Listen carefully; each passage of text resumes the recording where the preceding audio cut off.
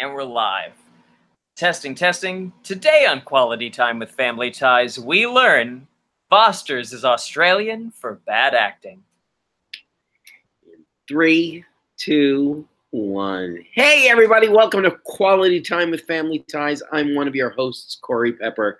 I am here with Paul, who's, wow, it's warm in New York, huh? Heat wave? I buried the lead in our pre-show talk, Corey. I'm not wearing pants. That's how hot it is right now. Oh, well, then I buried the lead for 7 seasons because I've never worn pants once. Not once that we've ever done this show have I ever been in trousers. Boy, Paul, the heat wave is coming here. We're getting our own little heat wave. By the weekend, we'll be triple digits for about 4 or 5 days. Has Trump turned the weather backwards? Like, is it now going from east to west? Because there's a heat wave here right now, my friend. The world is topsy-turvy. Where was it also? I saw on TV, I was seeing it was back east everywhere. The whole East Coast is sort of socked in. Yeah, it's been 100 degrees since Friday. Oh, my goodness. Yeah. Well, hopefully it'll cool down soon. Maybe some rain? You getting rain or anything? No? I don't know. I'm going to Long Island this weekend, though. Oh, where is that? What you were going? Where are you going on Long Island? Long Island. Going to the North Fork. Is that ritzy? Do you mean North Shore? The North Fork? North Shore? Do you mean North Shore instead of North Fork? People were saying North Fork. Here's the thing. I'm bad at planning vacations, so I just let Nikki plan out what she wants to do, and then I just go. Well, I think that's probably, knowing you, a very, very wise move on both yours and Nikki's part. Because you know how great I am at planning us recording these shows. So you're following to Long Island, and are you staying in like a beach home? Are you at the beach? Yeah, we're staying at a hotel near the beach. Oh, hotel near the beach. So you'll be going to the beach. Is it just the two of you, or do you have other? Yeah, just two of us. We're going to some wineries. We're maybe going to rent some bicycles. Ah, are you going to renting a car and driving out there, or do you want to be? Yes, you're renting a car, driving out to the island. I know, it's the most New York. Like I've been reading about the 20s and the stock market in the 1920s, and so this is the most like Fitzgeraldian thing I've done in a while. And are you going to Suffolk County or Nassau County? Do you know? I want to say Suffolk. That's what I would be guessing. That's where the more beachy area. I grew up in Nassau County, but Suffolk County is where I would assume that's where, Fire Island and the Hamptons and such are like out there. Okay, yeah. You're probably out by Hamptons way. I assume, but I'm not sure. No, that sounds lovely. That'll be very nice. It'll be a little cooler out there. Yeah, I think so. It'll be nice. We'll do a show live from there. Oh, how long are you going to be there for? No, it's just till I think Saturday or Sunday. Oh. And then you're coming back. Are you missing any work? Are you taking any work days off? I'm taking the Thursday and Friday after the 4th off. So you're leaving on the 4th? Yes. Oh, so you'll be out there. I see. You'll be there for the 4th. That sounds nice. It's good, right? That's very nice. And maybe it'll relax you a little. Nah. No, not even. No, please, no. Long Island with all those Republicans. I'm going to be freaking out. Are there Republicans on Long Island now? What? Are you serious? Really? When I was a kid, there were all liberals out there. Or so? No, I guess not. I guess not. There were always Republicans out there. Yeah, because I mean, that's where O'Reilly and Hannity live, and wow, bastards! Right? I hate the people I came from. Don't we? Yeah, there you go. Don't we all? Wow. So we're at season 7, and this is the final episode 12 that we will ever do. And that's a good thing, folks. This is season 7, episode 12, and the title escapes me. The Job Not Taken. Ah, Robert Frost. Ah, yeah. Boy, this is lazy, predictable, terribly acted. There are at least 3 comedy bits in this show that I question why they left it in, why they didn't make a change. We're just gonna skip ahead and talk about the hand slap wallet bit in the kitchen. You know, that was so good. They brought back for a reprise later on. And not just a reprise, but something where it was like cut down a little bit. They were like, we got the longer version of it. Now it's just the short adaptation. Alex has a friend named Paul. So in this episode, if you wanted to hear what it sounds like when Michael J. Fox says the name Paul, you can watch this episode and find out. But Paul is a banker, and he graduated a year or two before Alex is about to from Leland, and now he's an investment banker. Funny you should say what you said. I just want to parse very, very carefully. Alex is about to graduate from college. Oh, yes. Just take us down this train of thought, Corey. See, here's the logic problem from the very get-go, that the lazy-ass writers didn't bother to give us one sentence to explain away. How does someone who's still in college take a full-time job at $45,000 a year, and the inverse of that, who hires someone who's about to graduate from college when you have all these other people who've graduated from college? Don't you wait for somebody who's graduated from college? Yeah, here's the thing, folks, about like young investment bankers, like people that just graduated from college and get brought in, because I know these people, I've met these people, I work with these people, and they're all like 22 years old, and they work 60 hours a week. Mm-hmm. They make, let's say, six figures, but they work 60 hours a week. And if you're a full-time college student, you're a senior working on your thesis or whatever. That's it. It doesn't. It's not like high school where you can get senioritis in college and it gets a little easier the last couple of semesters. It gets way more complicated the last couple of semesters. There's way more work to do. Many times you're taking on way more responsibilities, like teaching assistant at the same time. So you're grading papers, making lesson plans. There's all kinds of stuff that's going on as you go through college. This made no sense. And this is only the tip of the no sense iceberg in this episode. Yeah, this is my favorite new part of season 7, is how much they don't think things through, and that it allows us to like talk about that. Like that, I like that. I do too. I mean, we jump on them and say they're just lazy, but that's the God's honest truth. They're lazy to the shows leading up to this, and they're definitely lazy for the last 6 seasons. Mm-hmm. And if you get a writing job on a show, and I don't care what year it is, it's your job to go back and watch every single episode and pay attention. Or read the Bible or something. Yeah, somebody should be able to, and there should be somebody around, like the creator, who could at least look at it and go, oh, this doesn't ring true. Because in this episode, there's so much stuff. We start in the kitchen with the B plot. Daddy has brought home books for everybody. Yeah, and here's the thing. You know, he said he's coming home from work from the TV station, mm-hmm. and he says, and I was driving past Murphy's bookstore or whatever the hell, and they had a going out of business sale. And no one, because it's the 1980s, no one blinks an eye at the fact that, oh, this small business is going out of business. And how sad is that? They're just like, yay, books that are cheap. No one's complaining that Crown Books is taking over the world, or Barnes and Noble. Now we don't even. Now I lust for a bookstore, any bookstore, corporate or not. Where else can I pee? You know, it's like. And they even throw in, and I thought this was pointed, nasty, and unnecessary. Why did the writer of this episode have to throw in a slam at Shirley MacLaine?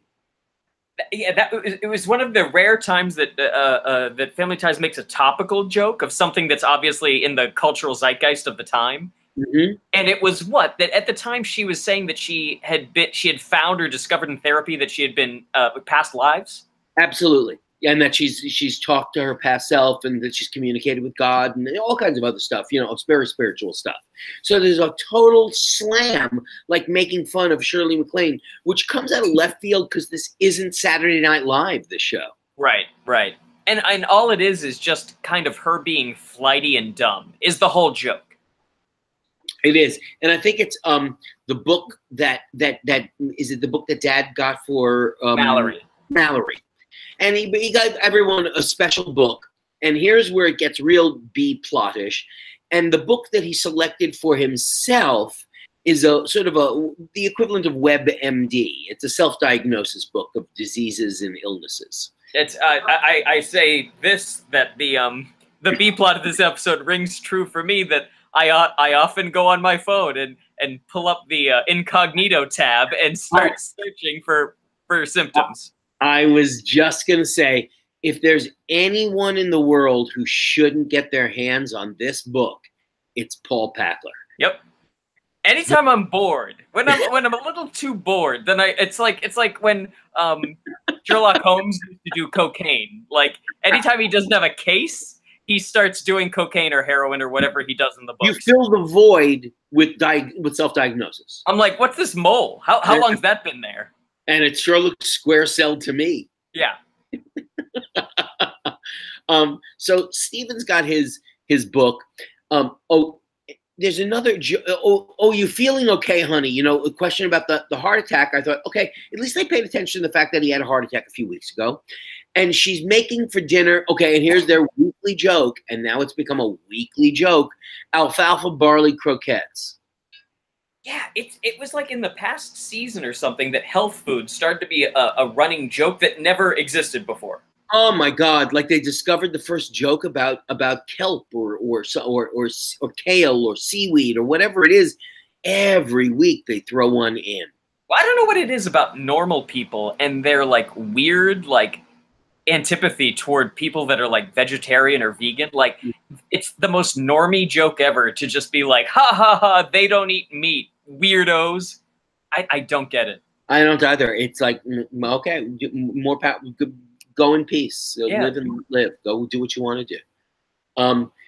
They make a joke about his friend Paul whatever it is, Cornish, is coming over. Paul is coming over, and he works in investment banking in Ohio. In fact, he works for the largest investment banking firm in all of Ohio.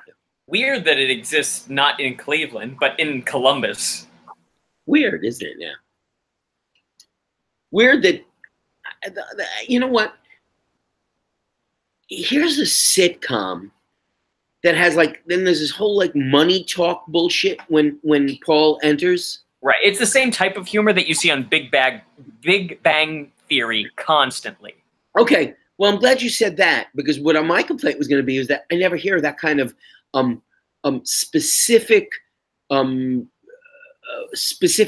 jargon on a sitcom. It's usually reserved for medical shows or legal shows, hour-longs. But obviously, Big Bang has to use it because they're physicists. Yeah, and that's the joke. It's such a lazy joke. It's like you go to some sort of list of words, put it together, and then have the two characters spout a bunch of jargon at each other, and then the other people to the right of them don't understand a word they're saying. They do a take to the camera, and then the audience laughs because they're dumb and don't understand it either. What year was Wall Street and the Greed is Good? Was that during this period of time? I don't know. I'm gonna look right now. I want to say like 86, but I don't know. And so it's right prior to this. Then it was 86, because we're in 89. 87. It was 87 and we're in 89, right? When this episode, or is this airing in 90 already? 89. 89.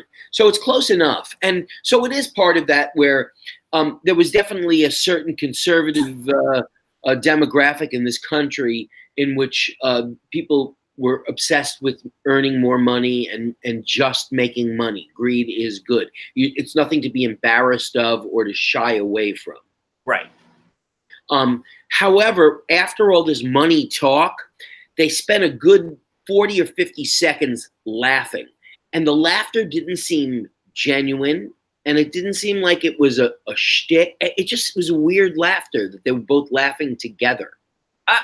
Just at the top, let's say this. Paul, the guy, not a great actor. Not a good actor at all.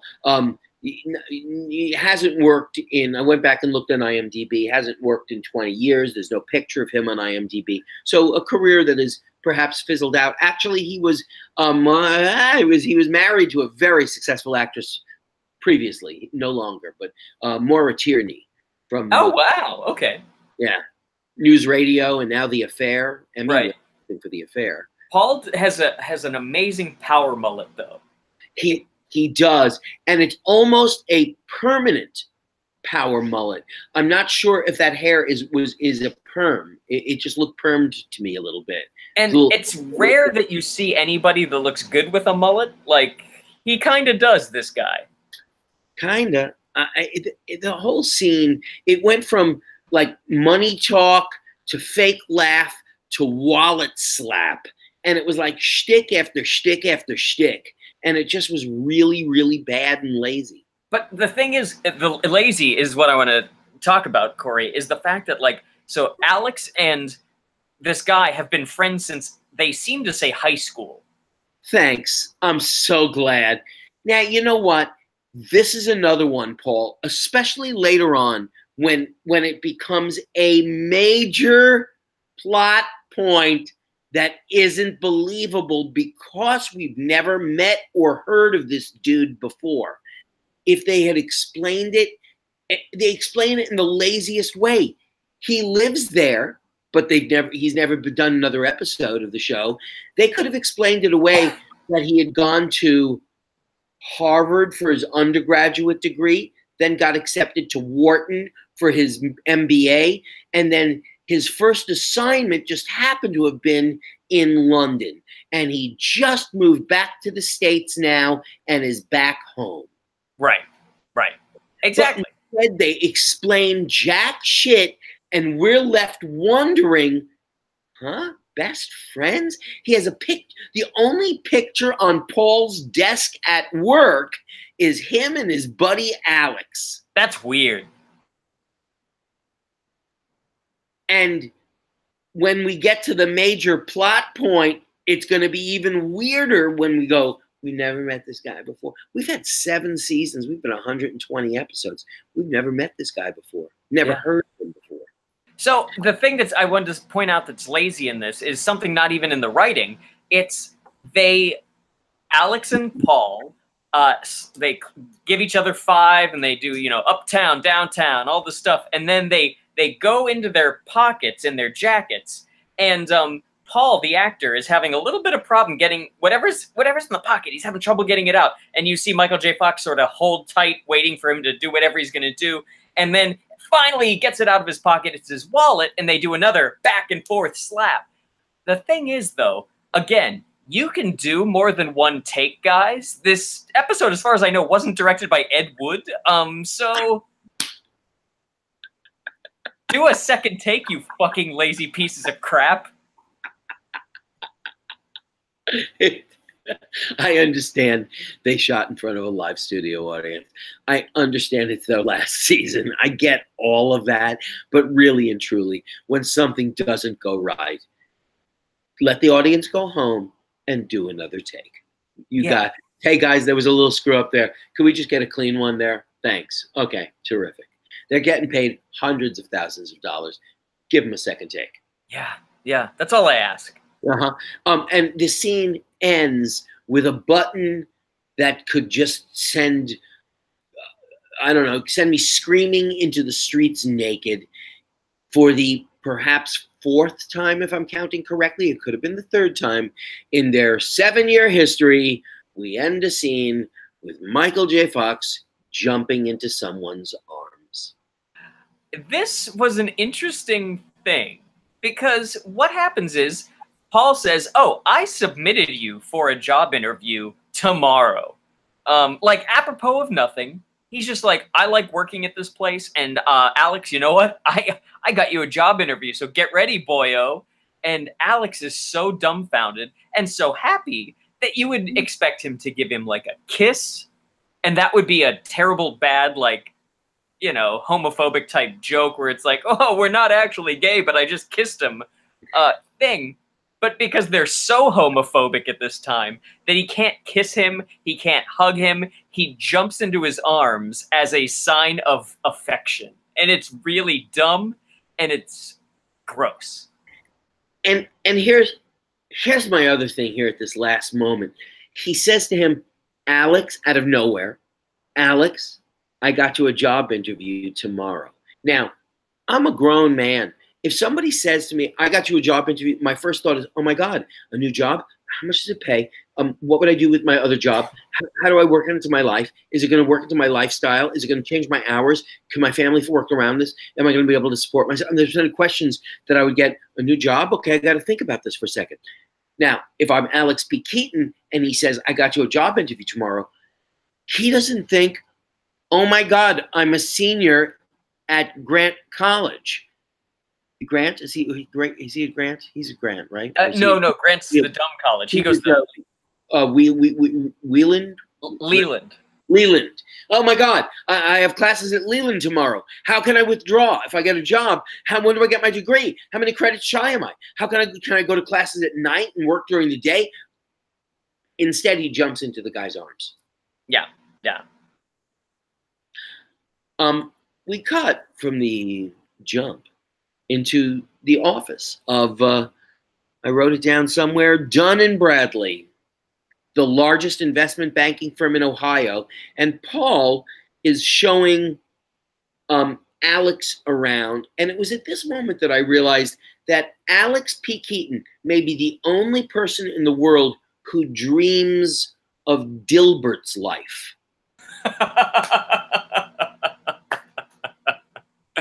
That is very true. It's like, really? And here's my cubicle. Here's my desk with my phone and my computer. And really? Dude, this is what you aspire to? Yeah, it's true. It's something I want to point out, Corey. I don't know if you noticed this guy, but he was like a featured extra, kind of. Another guy with a mullet. Did you see him with like the blonde mullet? I didn't, but I'm scared to think now what it was. No, it's all right. It's all right. It's actually interesting. The guy is actually an actor that I recognize. His name's David Bowe. Oh, I know David Bowe. I used to go to auditions with him all the time. He got bald very early in life and started playing middle age when he was very young. Yes. And I know him primarily as the co-star of the Weird Al Yankovic vehicle UHF, where he plays his best friend. He's a very funny actor. He's been in other stuff like A Few Good Men, whatever. He was a client of my ex-wife's. I know him very well out here. He was a very nice guy. And here's the thing. He has a mullet, and he's about the same height as Paul. He would have been the person that you would have cast as Paul. When I looked on IMDb and I saw David Bowe in the cast, I assumed he was going to be Paul. Yeah, exactly. Because I didn't know the name of the friend. And it was like, really? He's okay. He had a tiny little role in it. Yeah, I don't even think he had a line in this. No. It must have been cut out at some point. And then Alex, talking about his education, it's almost the equivalent of like Trump talking about being a student at Wharton all the time. When I was at Wharton, back at Wharton, my colleagues, I was top of the class at Wharton. Hey, your daddy brought you into Wharton. Calm the fuck down. But Alex talks about Leland like it's, here, I'll give you a Midwestern university that people can be very proud of, like Washington University of St. Louis. Oh, is that good? Oh, it's the Ivy League of the Midwest. Oh, I didn't know that. Yeah, or like Vanderbilt, which is, the Ivy League of the South. Okay.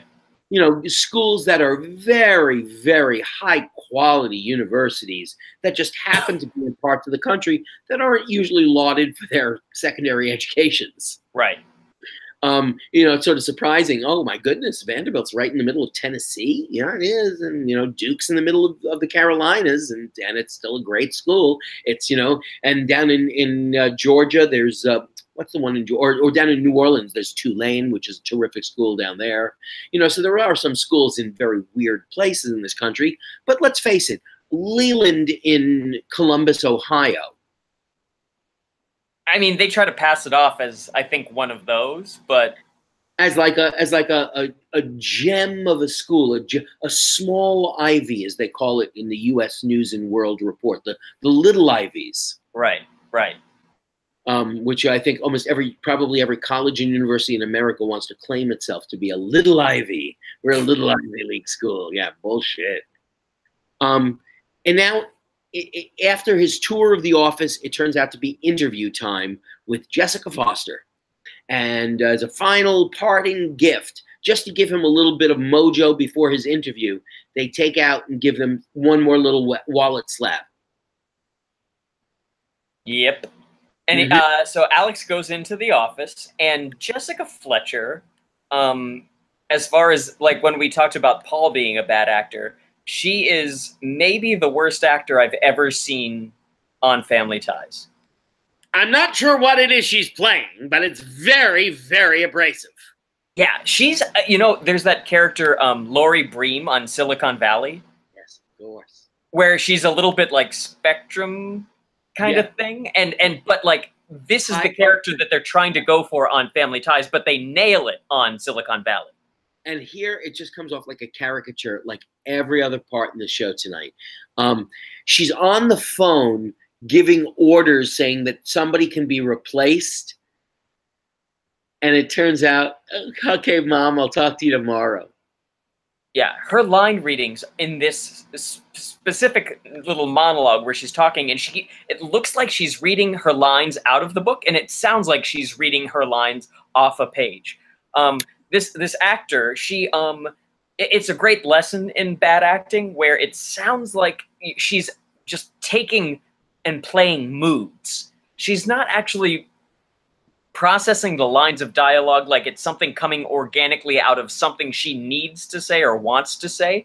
You just hear her reciting, and then she acts like she's angry, or she acts like she's sad, or she acts like she's confused, as opposed to like commenting back and forth with her scene partner. And it's a great masterclass in how bad acting looks. It is a dreadful performance, and it's a pretty significant role in this episode. This scene includes her sort of brushing Alex off almost immediately as not being worthy of the job. And then Alex goes into a monologue that some writer had some masturbatory moment writing. It goes on forever. And the audiences eat it up, so it seems, and it's just, to me, all I could write down is it is a absolutely pitch perfect Alex P. Keaton psychopathic rant. So what she says is that you go to Leland, you've got straight A's, and you have great references, including one from Richard Nixon, which, all right, the ex-president wrote Alex P. Keaton from Columbus, Ohio, a letter of recommendation for jobs. All right. And so she says, you know, I get all kinds of people just like you coming in here wanting a job, but I need someone with a real killer instinct. I need someone who sets themselves apart from the pack or anything like that. And so this is where it leads him to go into this diatribe. Now, what's interesting, Corey, is yes, it seems like a writer just had a field day with like saying nonsense. But that's just the point. Like, they already did the research for the jargon joke earlier, and all they have Alex P. Keaton saying is, I love money. And then it's just a complete, like, he circles around that idea, like, I bathe in money, I do this stuff. As opposed to saying, here's what I can do business-wise, or like having to actually, as a writer, do research to find out something that he could be good at. They're like, fuck it. Just have him say he wants to fuck money, and that's it. That's all you get, and you're right. It's you know, the old improv rule: once you finish the beat, find a different beat to go after. They do this beat over and over again. The I love money. I love it so much. I love it this way. I love it that way. I love it every way, and it's really not a very interesting speech. The audience eats it up, and this terrible actress is forced to sit there and absorb it. Yeah. And she goes, all right, I guess you're hired. Or does she even say it now? I don't even know. It's just sort of like, okay, I guess gets the job. In this endless first act, we cut back to the house. I can't believe we're still on the first act of this show. I really did. I had to stop it at one point and go, are we still in the first act? Was there an act break that I missed? Nope, we're still in the first act. We go back to the house. We're back to the B plot with Steven self-diagnosing something via the book. He's asking stupid questions about snake bites to Mallory and Jennifer. And Alex comes home, sometimes I'm saying it, I'm looking at what I'm about to say, and I can't believe I'm going to say what I'm going to tell you is what this is. This is humor. This is what these humor writers, these comedy writers came up with. To celebrate getting the job at Dun & Bradley, Alex says, I went and bought myself something I've always wanted, and now I finally did it to celebrate it. And he takes out a bowler hat. Wow. I mean, that's a style that's supposed to be, at this point, 60 years old. It was simply a sight gag. Why didn't you pull out a pair of panties? You know what I mean? If you wanted the sight gag, you want the joke that bad, because it means nothing. It's a very British thing that he did. Yeah. And it's not British. No. And yeah, because the bowler is like a cultural signifier of bankers in Britain and learned men and the upper classes of Britain. There's an amazing song. Oh boy, I'm going to go off on a musical theater moment here. Please. Theater fans. One of Sondheim's lesser musicals called Pacific Overtures, which is the history of the colonization of Japan. It's a musical about the history of Japan. At the very end of the musical, there is a number, a very, very solemn number that is called, it's called a bowler hat. And it's a husband, a Japanese businessman, now wearing a suit and tie as opposed to the culturally correct wardrobe of the earlier scenes of the show, taking out his bowler hat. And she, who is still traditional, wondering, what is that you're wearing?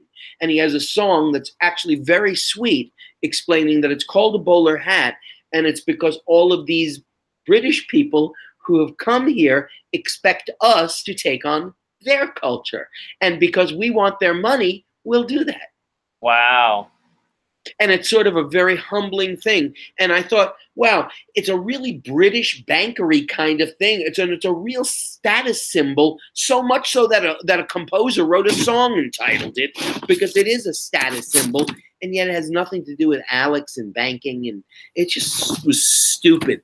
And he stands there and he dreamily says, oh, someday I'm gonna be working here at Dun & Bradley here, and then I'm gonna transfer me to Wall Street, and then I'm gonna be rich. And then, as if the bowler hat wasn't enough, he then takes out 8x10 photos of him in a bowler hat. He went and got headshots taken in the interim between getting off work, buying a bowler, and then was like, you know what, I gotta go buy glamour shots. I couldn't even bring myself to say that aloud. It so enraged me that the logic of that is so non-existent. No, I don't know why he needs to give them parting gifts. He's not leaving. I just don't know. And he has to walk in giving them, showing off his hat and giving them 8x10s. And what the fuck is happening? And then it's announced, oh my goodness, they fired Paul when they hired me. Yeah, because Paul comes in the back door, as is our wont, and he says to Alex that he's like, oh, we're going to be sitting together. And Paul says, no, I think you're going to be sitting at my desk. And he's like, oh, that's cool. Why's that? And he's like, because they fired me and gave me your job. Or gave you my job.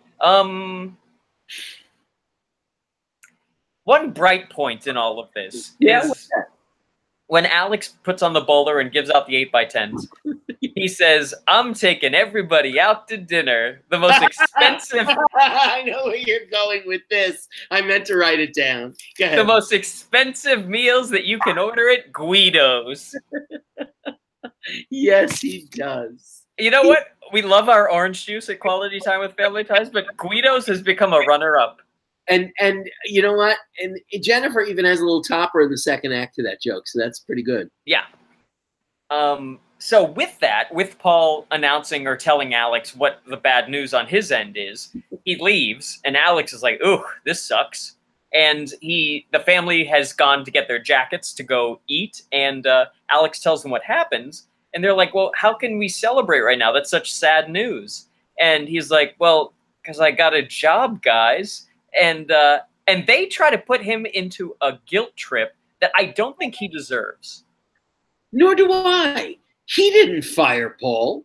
Yeah, he didn't even try to. He wasn't even trying to gun for his job, or like when he was selling himself as being a money-loving person. No, it wasn't. He didn't throw him under the bus at all. At no time did he throw him under the bus in any way. Yeah, I feel no sadness, and it's not even because Paul is someone that we've never met before. No, and the thing of it is, you're totally right that it's totally independent of the actor and the character and the fact that we've never met him before. It's the fact that I think even Alex even says something in the second act where it's like, well, someone's going to get that job. Yeah. I mean, if they're going to fire somebody, someone's going to get hired for that job. They didn't say they were downsizing. Right, exactly. And so that's it. So Alex is like, well, I guess fuck you guys. I'm just going to go celebrate by myself. And he leaves. And that's the end of the first act. So with that, we'll be right back. And we're back. Wow. It's just sort of like, okay. And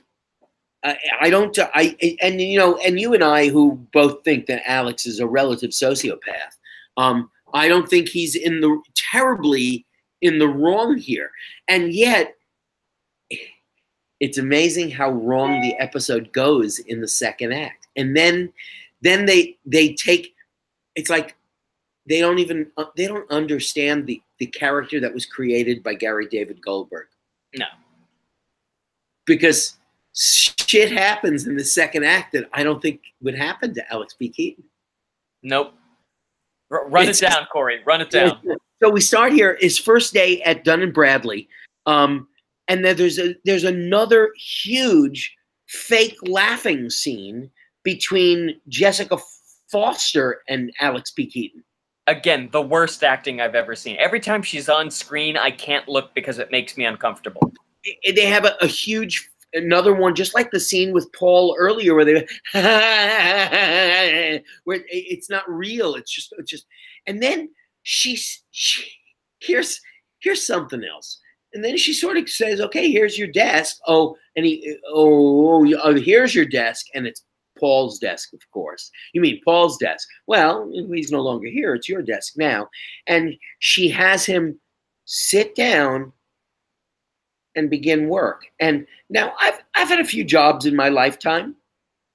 I've been trained at every single one of them in some way to how to do the job.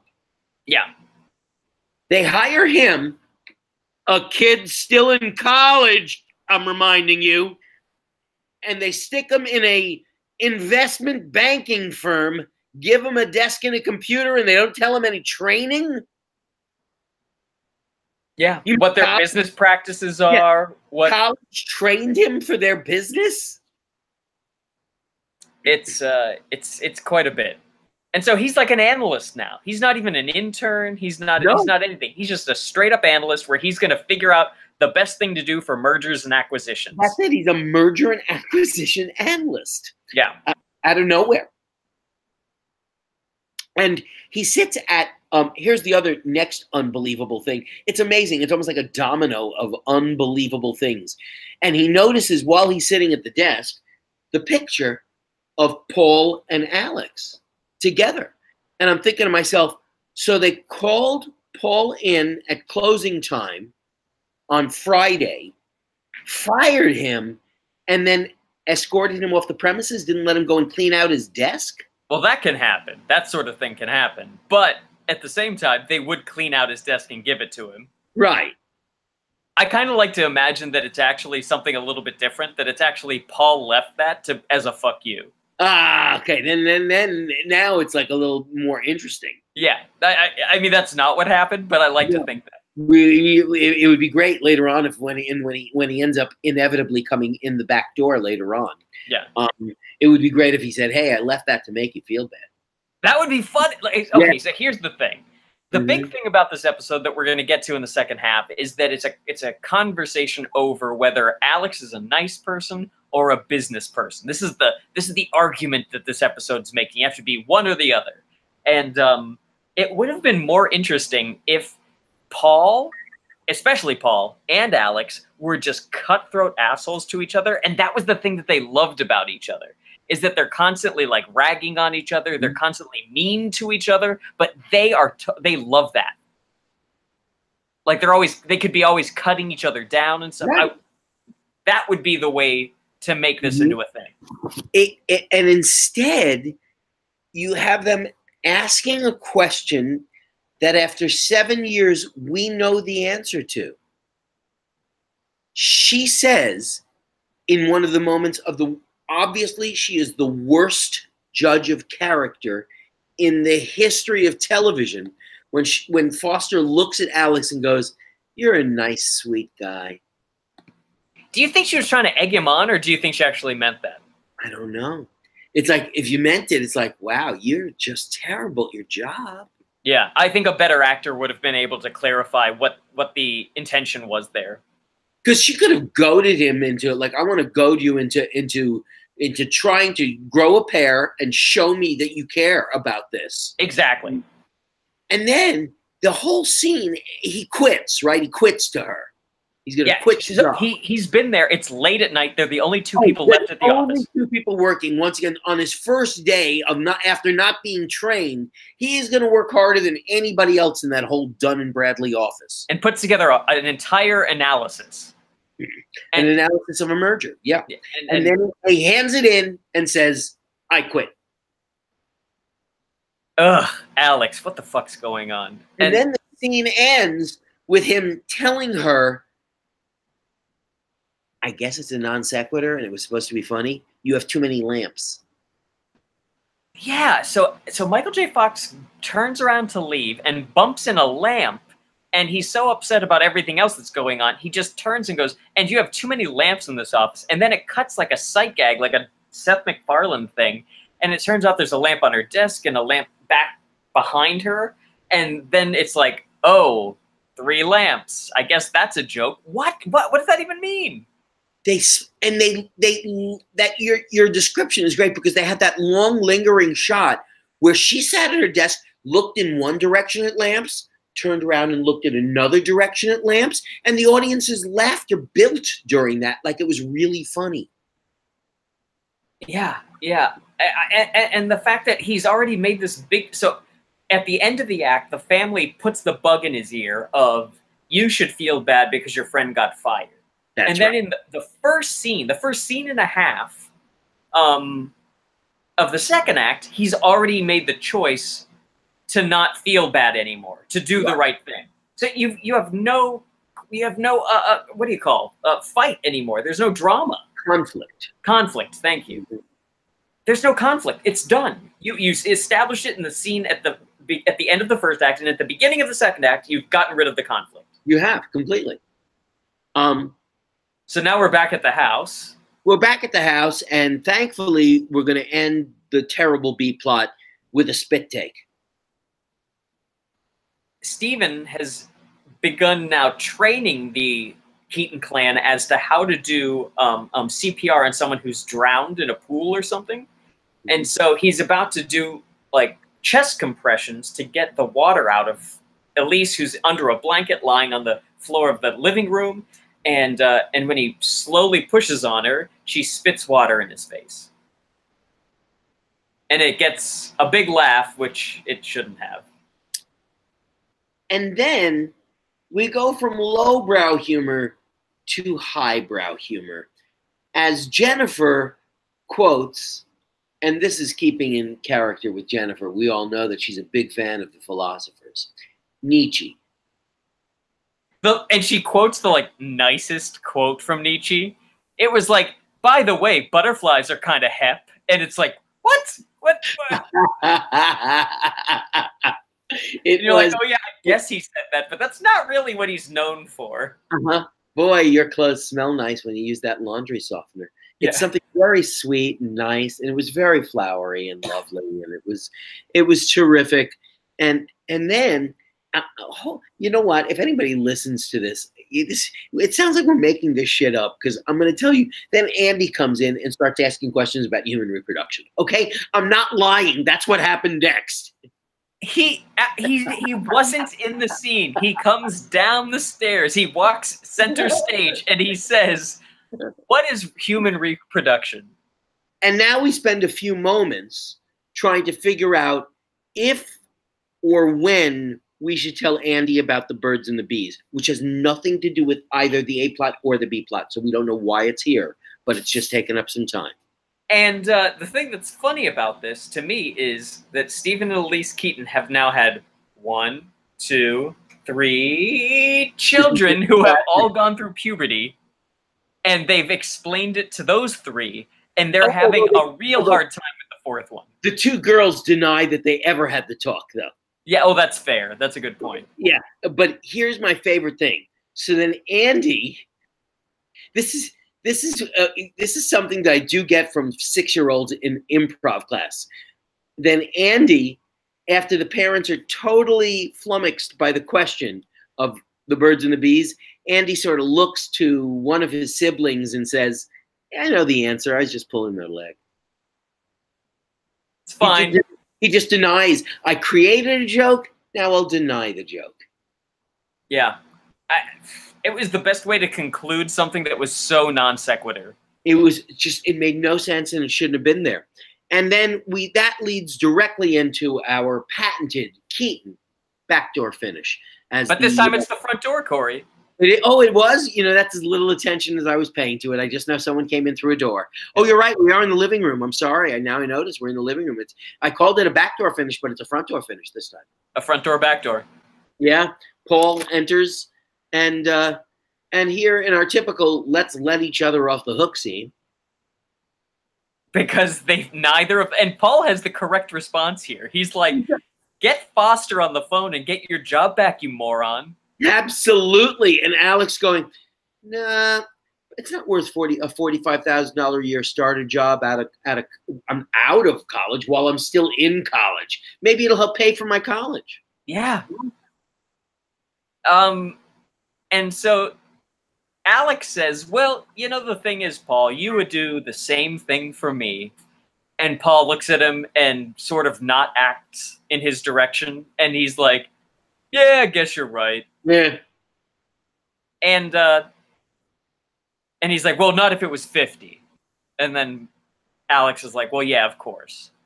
And then they laugh and they hug, or they like slap wallets or penises. I don't know what they do. And credits roll. That's it. There's no anything. No. Other lazy things in this episode are the costume designer for Paul's outfits, where Paul wears clothes that don't fit him in any sensible way. Pulled off the rack from, I would think, the Stephen Keaton rack. You know, Stephen Keaton's suits that he wears to work. Maybe they took a couple of old Michael Gross suits and his ties are tied up, and everything's just flopping around. Overcoat, scarf, just a whole bunch of accessories. Nothing fits him. Everything's floppy on him. Yeah. So you got lazy writing. You got lazy casting. You got lazy costumes. Yeah, it's just lazy time. Yeah, it's just lazy time. So with that, I think we'll leave you for the next episode. Yes.